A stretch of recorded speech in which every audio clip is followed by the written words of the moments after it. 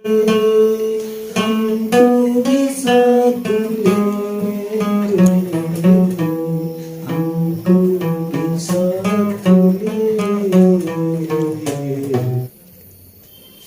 अज्ञानता को दूर करके ज्ञान की ज्योति जलाई है। गुरु के चरणों में रहकर हमने शिक्षा पाई है। जब भी भटके गलत राह पर गुरु ने ही राह दिखाई है।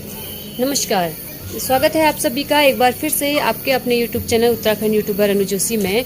और सभी शिक्षकों को शिक्षक दिवस की ढेर सारी शुभकामनाएं। हार्दिक इस शिक्षक दिवस मुझे सौभाग्य प्राप्त हुआ कि मैं अपने सभी आदरणीय शिक्षकों में से एक श्री नारायण सिंह बोरा सर से मिल पाऊँ और उनसे मिलकर अपनी स्कूली जीवन की यादें ताज़ा कर पाऊँ। एक दूरस्थ छोटे से गांव में जन्मे, वहां पले बड़े, वहां से भारतीय सेना तक का सफ़र और भारतीय सेना से अध्यापन जीवन में कदम रखना। चलिए शुरुआत करते हैं इस खास पेशकश की। जानते हैं सर से सर की कहानी। ये है हमारे सर, इंग्लिश टीचर, मेरे प्रेरणा स्रोत, मेरी इंस्पिरेशन बचपन से। और मेरी बहुत मतलब एक टाइम से हार्दिक इच्छा थी मेरी कि मैं सर से मिल पाऊं, और आज ऐसा मुझे सौभाग्य प्राप्त हुआ कि मैं सर से मिल पाई। और thank you so much sir, आपने मुझे आपसे खुद से मिलने का समय दिया और मुझे अवसर दिया। बहुत बहुत धन्यवाद आपसे, आपको वेलकम। ये है हमारे इंग्लिश टीचर, और जानते हैं इनसे इनकी कहानी, इनकी जुबानी। सर आप इंट्रोडक्शन। मेरा नाम नारायण सिंह बोरा। मैं लगभग 10 साल तक जेआईसी गुरना में टीचर रहा।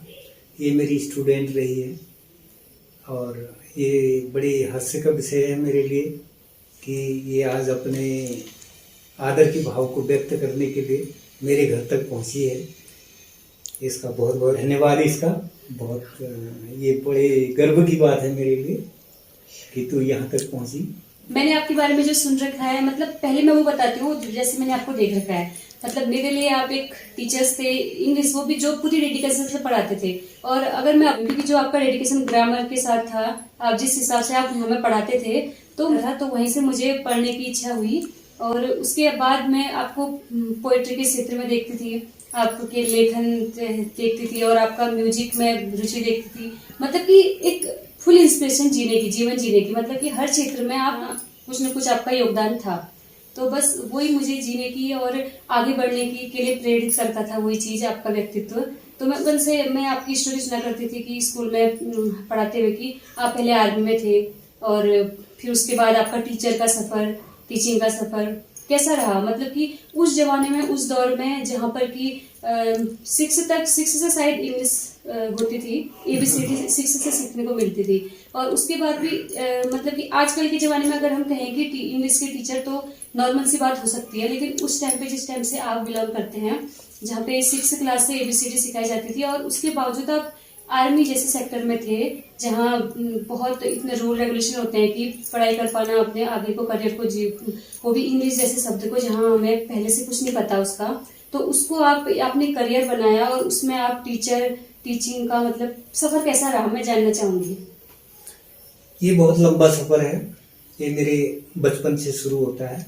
मेरा गांव यहाँ से काफी दूरस्थ एरिया में, बहुत यहाँ से करीब लगभग पिथौरागढ़ शहर से 24 किलोमीटर दूर है। वहाँ हमारे गांव में तो सिर्फ प्राथमिक विद्यालय था, कक्षा 5 तक की शिक्षा वहाँ से हासिल की। जैसा पता है, हमारे उन दिनों में तो बहुत गरीबी थी और स्कूलों में ऐसी व्यवस्था नहीं थी।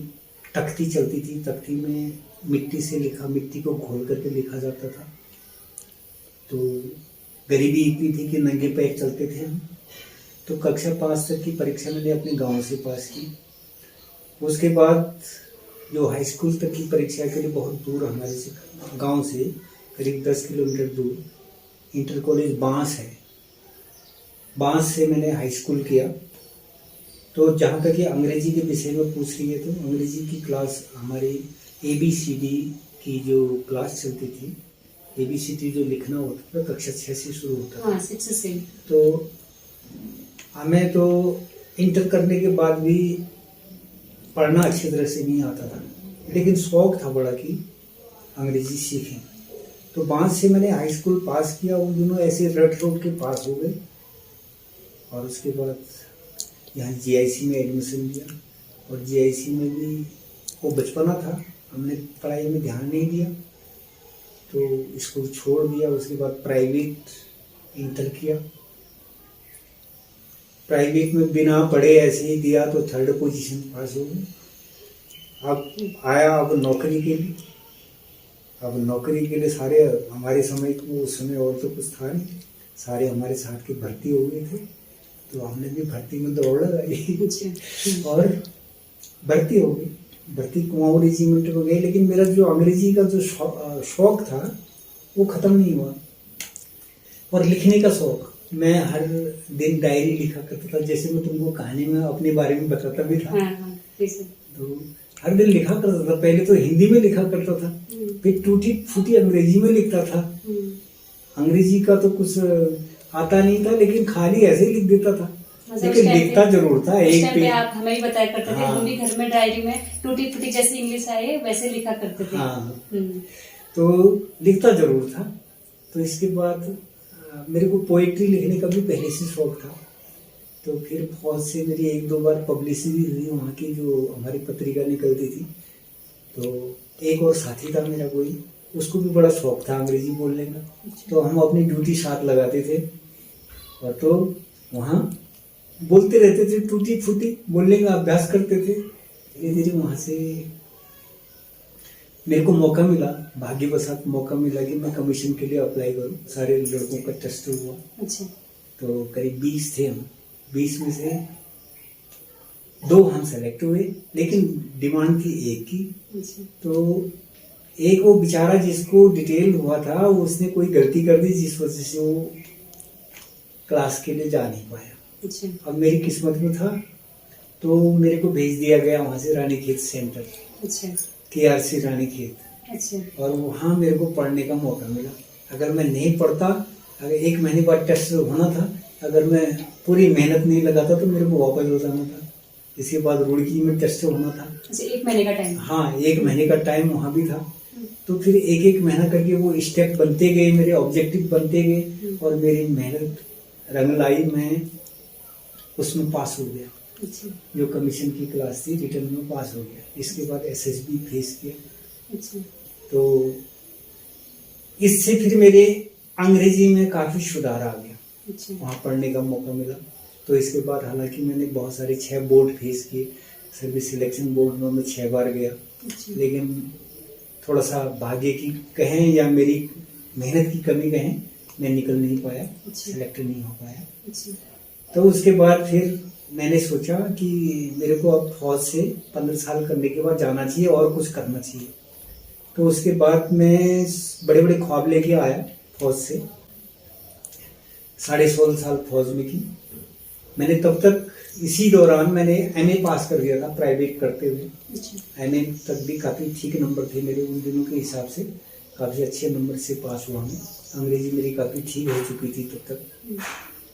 तो मैं घर तो आया, लेकिन घर आने के बाद जो बड़े ख्वाब लेके आया था, लेकिन उनको पूरा करना बड़ा मुश्किल हो गया। तो फिर मैंने ट्यूशन करना शुरू किया यहाँ घर में। तो ट्यूशन बहुत अच्छा चल गया। तो इसके बाद मैंने 97 में B.Ed किया। अच्छा। तो टेस्ट दिया, लेकिन इतने पैसे नहीं थे मेरे पास, किताब खरीदने के लिए भी नहीं थे। फिर ऐसे ही, क्योंकि 700 रुपया पेंशन मिलती थी, उसमें घर भी देखना था, पिथौरागढ़ जैसी महंगाई में रहना था यहाँ। तो अब 700 रुपये पेंशन? हाँ, 700 रुपया पेंशन मिलती थी मुझे। अच्छा।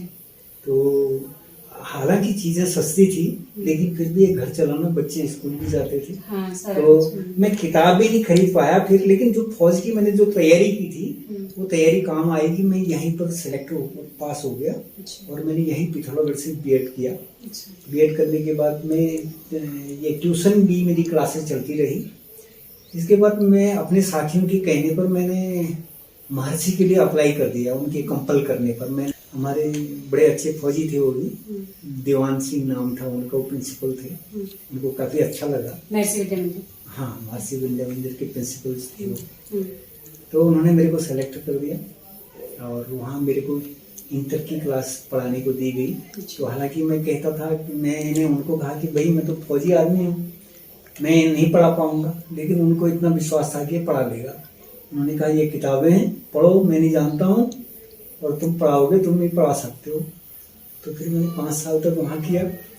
तो भाग्यवशात फिर मेरा 2003 में ये टीचिंग में सरकारी अध्यापक के रूप में टीचिंग में हो गया।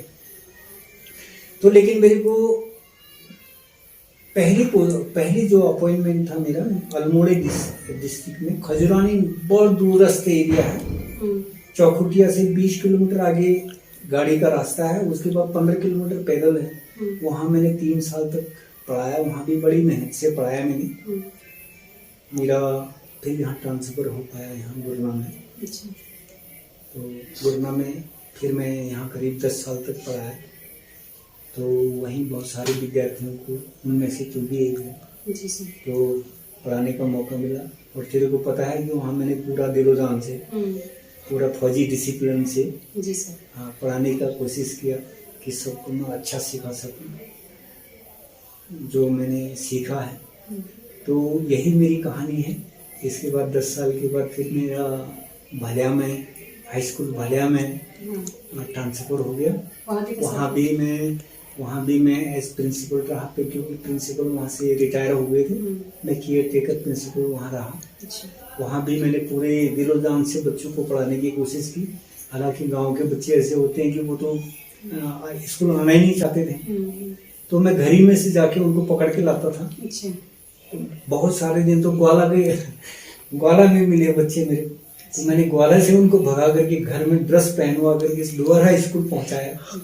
तो ये मेरी कोशिशें थी, वहाँ के लोग याद करते हैं। और वो स्कूल के विकास के लिए भी मैंने अपना जितना मेरे से हो सकता था पूरे कोशिश किया। उसका ग्राउंड कैसा होना चाहिए, उनकी प्रेयर कैसी होनी चाहिए, सारी चीज़ें सुधार करने की कोशिश की। वहाँ पर हमारा स्कूल टाइमिंग क्या होना चाहिए, कैसे हमको पढ़ाना चाहिए, वो सारी चीज़ में एक फौजी तरीके से मैंने कोशिश किया। हालांकि उसमें मेरे को बहुत बुरा भी चुनौतियाँ, हाँ उसमें चुनौतियों का सामना करना पड़ा, जो डिसिप्लिन के लिए मुझे करना पड़ा, ये स्टेप सारे उठाने पड़े।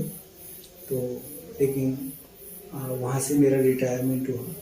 तो वैसे तो मैं तुम्हें क्लास में बताया करता था अपनी पूरी कहानी, और कहता था कि मेहनत ऐसे मेरी तरह तुम भी टीचर बन सकते हो, टीचर नहीं तो मेरे से बहुत अच्छा बन सकते हो, लेकिन मेहनत करने से ही ये सब हो सकता है। पूरा जुनून तुम्हारे पास अगर है तो तुम कुछ भी कर सकते हो। जी सर, आपके शौक कुछ तो मुझे पता है, तो आप अपनी जवानी बता दीजिए। हाँ, जैसे मैंने पहले को बता दिया तेरे को कि मेरे को लिखने का बड़ा शौक था पहले, लेकिन आजकल तो नहीं है, लेकिन तब मेरे को बड़ा शौक था लिखने। फेसबुक वगैरह में आप पोस्ट तो करते रहते हैं। हाँ, लेकिन तब मेरे को जो पहले का जुनून था ना कि मैं हर दिन नियमबद्ध तरीके से 1 पेज जरूर लिखता था, 1 पेज 2 पेज जरूर लिखता था, जिससे काफी मेरे उसमें लेखन शैली में हर चीज में बड़ा फर्क आया। काफी कुछ सीखा मैंने उससे प्रैक्टिस होती रही। एक तो ये मेरा शौक था, दूसरा मेरे को पढ़ने का शौक था। जब कभी मैं छुट्टी आता था फौज से, तो मेरा उन दिनों बॉक्स होता था, जब फौज से आते थे तो बॉक्स में मेरी किताबें होती थी कोई, तो लेकिन घर में पढ़ा तो नहीं जाता था, लेकिन वो किताबें कभी कभी मैं मंदिर में जाया करता था, वहाँ कंबल लेकर के वहाँ अलग एक तरफ पढ़ता रहता था। तो मेरे को पढ़ने का बड़ा शौक था। तो ये तो मेरे 2 शौक थे। और तीसरा मेरा म्यूजिक का भी बचपन से बड़ा शौक था। तो बचपन में हमारे यहाँ हारमोनियम तबला वगैरह ऐसी चीज तो अवेलेबल थी नहीं, हम ऐसे बेसुरे गाते रहते थे, मंदिरों में कीर्तन पार्टी वगैरह ऐसी किया करते थे, तो बड़ा आनंद आता था। तो म्यूजिक सीखने का मेरा बड़ा शौक था। एक मेरे बड़े भाई भी, कजिन मेरे बहुत अच्छा गाना गाते थे, उनसे प्रेरित था मैं। तो अब फिर मैं यहाँ देव सिंह स्कूल के एक संगीत की टीचर थे, तो मैं उनके पास गया, क्या मेरे को आप संगीत सिखा दोगे? अच्छा। तो एक दिन घूमते घामते मिले, मैंने उनसे हाथ जोड़ के पूछा, तो उन्होंने कहा बेटा 400 रुपये बॉन्ड भरना पड़ेगा। 400 रुपये का हमारे पास तो 4 रुपये नहीं होते थे उन लोग, तो नहीं सीख पाए। लेकिन वो दिल की तमन्ना रह गई। बचपन में सर? हाँ, बचपन में जब मैं यहाँ GIC में पढ़ता था, अच्छा। तो उन दिनों देव सिंह के किसी ने बताया कि ये म्यूजिक टीचर है, म्यूजिक सिखाते भी हैं, अच्छा। तब मैं उनके पास गया। तो लेकिन फिर इसके बाद फौज में ऐसा मौका नहीं मिला। फिर मैंने एक टूटी फूटी एक ऐसी हारमोनियम खरीद ली प्रैक्टिस के लिए, और फिर मैंने कहा कैसे नहीं हो सकता। उन दिनों नेट वगैरह की भी सुविधा नहीं थी जैसे कि आजकल है, लेकिन मेरे को कहीं से एक किताब मिल गई, और तो उस किताब में से देख करके मैंने म्यूजिक सीख लिया। और वहाँ जो स्कूल में मैं अपनी प्रेयर को फिर मैंने उसी में करना शुरू किया जब मैं अल्मोड़ा में था।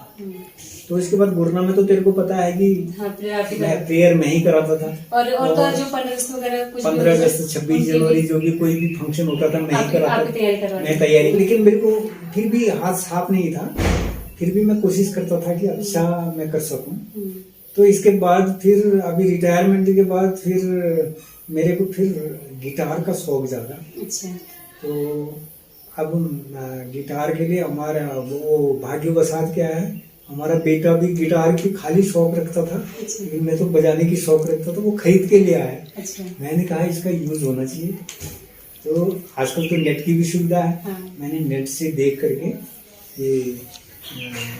ये उंगली में निशान भी हो जाते हैं उससे। तो बड़ी प्रैक्टिस करनी पड़ती है उसे। लेकिन अब मेरे को खुशी है कि मैं अभी कोई भी गाने वगैरह लगभग लगा लेता हूँ, गिटार में भी। गिटार में लगा लेते हैं? हाँ, गिटार भी मैं अभी सीख जाता हूँ। अभी मैं चाहता हूँ कि उसमें भी परफेक्शन आए। अच्छा। ये मेरे शौक रहे हैं, किसी को दिखाने के लिए नहीं, बल्कि अपने के लिए, अपने टाइम पास के लिए। अभी किसी भी क्षेत्र में निरंतर अभ्यास ही जरूरी होता है। अभी मेरे को जब ये फेसबुक जब से आया है, तो गुरना में जब टीचर्स लोगों में सबसे पहला नेट मेरे पास हुआ करता था। अच्छा। फिर मेरा एक दो जो इंटरनेशनल पोएट थे उनके साथ संपर्क हुआ, तो उन्होंने शुरू में मेरे को काफी प्रेरणा दी मेरे को, उनसे मैं इंस्पायर हुआ। तो मेरी पोएम की तूने देखा होगा, उन्होंने पढ़ा होगा। हाँ, जो एक नूतन सारावागी मुंबई की हैं। उन्होंने काफी प्रेरित किया मेरे को। इंग्लिश पोएम लिखने का शौक जागा, और हिंदी तो मैं पहले से लिखा करता था।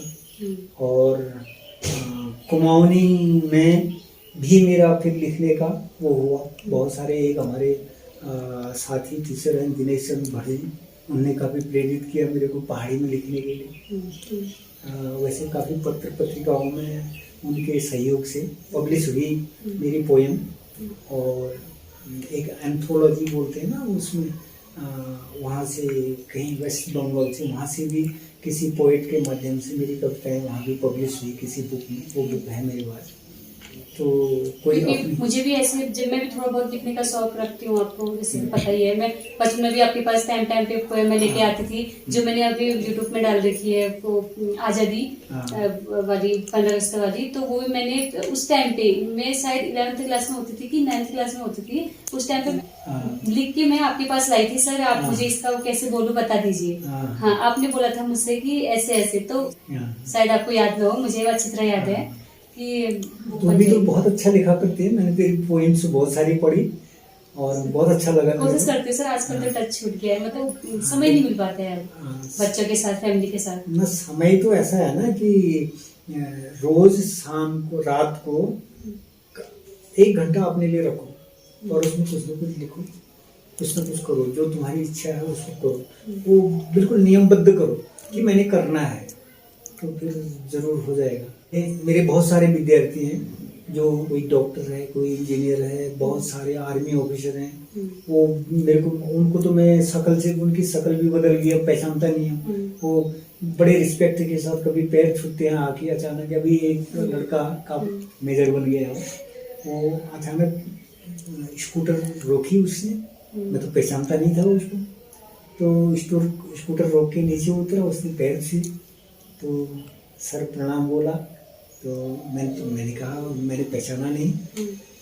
तो उसने कहा आपने तो मेरे को प्रेरित किया था अंग्रेजी के लिए तो और मैं ये हूँ। तो मेरे को बड़ी खुशी, बड़ा गर्व महसूस होता है जब मैंने कुछ खोया नहीं, कुछ पाया है। तो एक टीचर होना अपने आप पे वैसे बहुत गर्व की बात है, क्योंकि हम इतने बच्चों को वहाँ पे मार्गदर्शन गाइड कर पाते हैं। और इतने बच्चों का फ्यूचर बदल पाते हैं। और जैसे आज अगर मैं अपनी बात करूँ तो मतलब मेरे लिए अगर मैं अपने स्कूली जीवन की याद करती हूँ तो सबसे मतलब ऑनेस्टली कहूँगी सबसे पहले मुझे आपका ही चेहरा नजर आता है, क्योंकि जो स्पिरिट ना वो मुझे आपसे ही मिली और निरंतर कुछ ना कुछ करने को मुझे प्रोत्साहन देती है वही स्पिरिट। ये तेरा बड़प्पन है, बहुत अच्छी बात है, मेरे लिए गर्व की बात है कि तेरे को इंस्पिरेशन मिली मेरे से। तो मेरे को भी खुशी होती है कि मैं इंस्पिरेशन दे सका, किसी इंस्पायर कर सका किसी को। और भी बहुत सारे विद्यार्थी हैं तो जो इंस्पायर हुए होंगे और हुए हैं।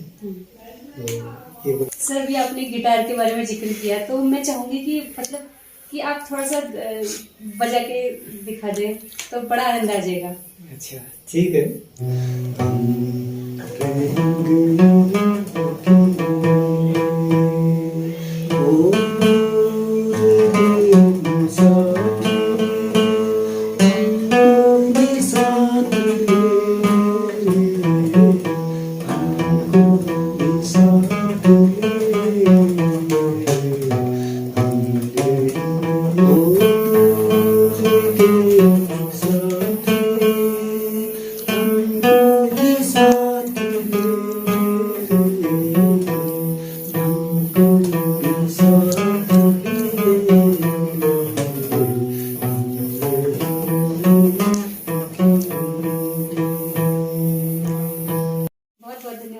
अगर जीवन जीने की उमंग और तरंग हो ना तो फिर कोई उम्र उसके लिए कभी भी लेट नहीं हो सकता है। हमारे सर देखिए रिटायरमेंट के बाद गिटार वगैरह अभी भी सब कुछ सीखने में, इनका सीखने का अभी जर्नी चालू है। सीखने की कोई उम्र नहीं होती। हाँ ये दिल तो बच्चा है। हाँ एक बार फिर से आपको शिक्षक दिवस के लिए बहुत बहुत बधाई। आपको शिक्षक दिवस की बहुत बहुत शुभकामनाएं और आपके लिए बहुत छोटा सा गिफ्ट, बस कुछ भी नहीं है ये, बस मेरा तेरे बहुत बहुत धन्यवाद और शुभकामनाएं। मेरा आशीर्वाद तेरे साथ है। धन्यवाद सर। तेरी मेहनत तेरे रंग लाए और तू जीवन में हमेशा प्रगति के पथ पर अग्रसर रहे, ये मेरी शुभकामनाएं है तेरे लिए। Thank you so much sir, thank you so much.